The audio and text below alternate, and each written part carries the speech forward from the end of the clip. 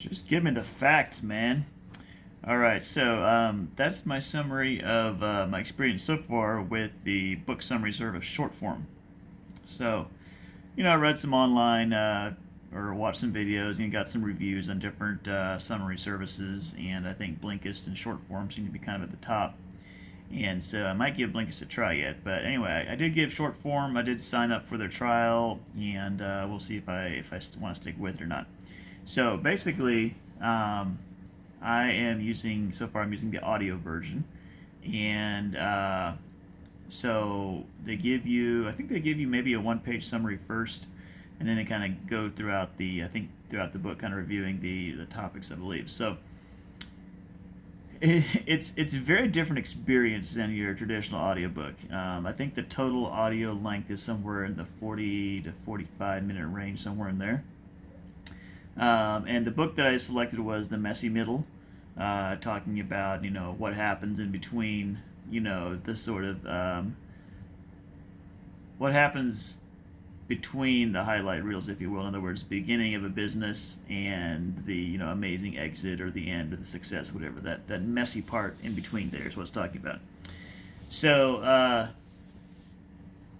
I think the what's interesting is that most of the it's kind of like most of the emotion of the book is kind of stripped out of it, which kind of raises the question of how much you actually need the sort of the emotional component, even of a nonfiction book, to kind of to make it sort of sink in, be readable, and to make it kind of for the idea to kind of be captivating. It's like it almost needs an emotional hook of some type, and the way that short form operates, there's very little emotional hook to it. Now, it does, it does obviously it does go over most of the concepts, the main concepts of the book, I believe.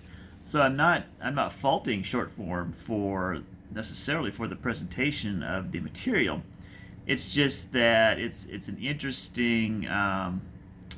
Okay, so the way that they tend to approach it, short form, which is kind of interesting, is that will kind of give some of the points that the author makes, and then they will say then they'll say something like, this is similar to, or this is different than the idea that so and so posed in such and such a book. So they'll essentially give you either corroborating points, maybe.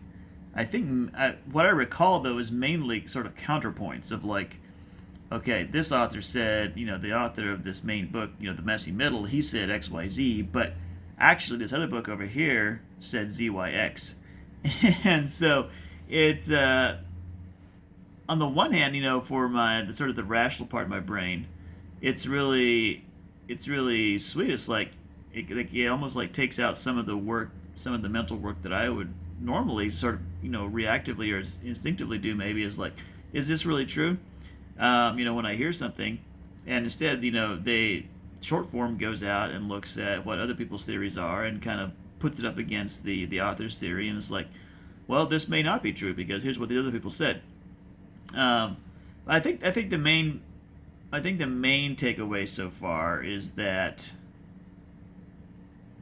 a lot of I think a major part of a great book, including a nonfiction book, is the emotional component of it. It's the storytelling, that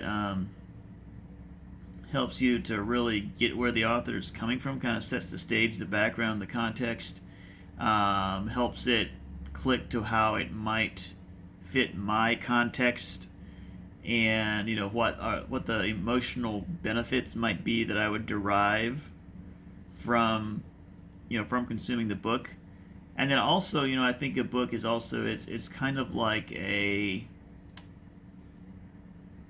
it's much more almost like a soaking experience. Now, I'm not saying it's a worshipful experience, not necessarily soaking in that sense, but soaking in the sense of like the concepts and ideas. You're just spending a lot of time in that concept and that idea. And I think one of my gripes with a lot of books is that, well, they can be kind of repetitious. They kind of fail to get to the point. They kind of, in other words, there's way too much filler for the amount of information that we're getting, right? But when you strip out all the filler, so to speak, and leave just the facts, if you will. And then you also find that, well, that's not 100% satisfactory either necessarily. Like, so I think I don't know. I'm just not sure yet if I'm going to stick with this program, partly because it's also kind of expensive, but I mean not vastly expensive in the grand scheme of things. But I could, potentially I could be buying an audiobook for the same amount of money on Audible as what, or my monthly Audible subscription would be as what, basically the short form subscription is. Now, in theory, I could consume a lot more books with a short form subscription. The question is, do I want to? Do I want to go kind of, an inch deep and a mile wide? And I suspect that one of the better uses of short form might actually be to figure out which books that you do want to read. And so, kind of getting familiar with some of the ideas in the book, maybe see if you resonate, and then go into the book so that you have that kind of soaking experience, so that it's like as you. So what's the purpose of a book, right? Is it just to consume information? Is it to retain information? And do you want to retain it to where you have just are you trying to get a summary of an idea? Are you trying to retain it in such a way that it becomes a part of your own emotional, mental fabric and shapes the way you look at life? I think that changing your outlook, changing your perspective, changing the way you feel about something, I think it's probably a little hard sometimes to get that done in a 45-minute book summary. And I think that you probably need to spend more time with an idea many times for it to kind of percolate, to kind of be immersed in it, to create some of your own conclusions, and especially if you want to be applying these ideas to then come up with your own sort of application for how in your life you want to implement this, and sort of develop the sort of emotional commitment to do so. I think those are probably projects that are tackled in longer books. Oh, okay. Yawn number 2.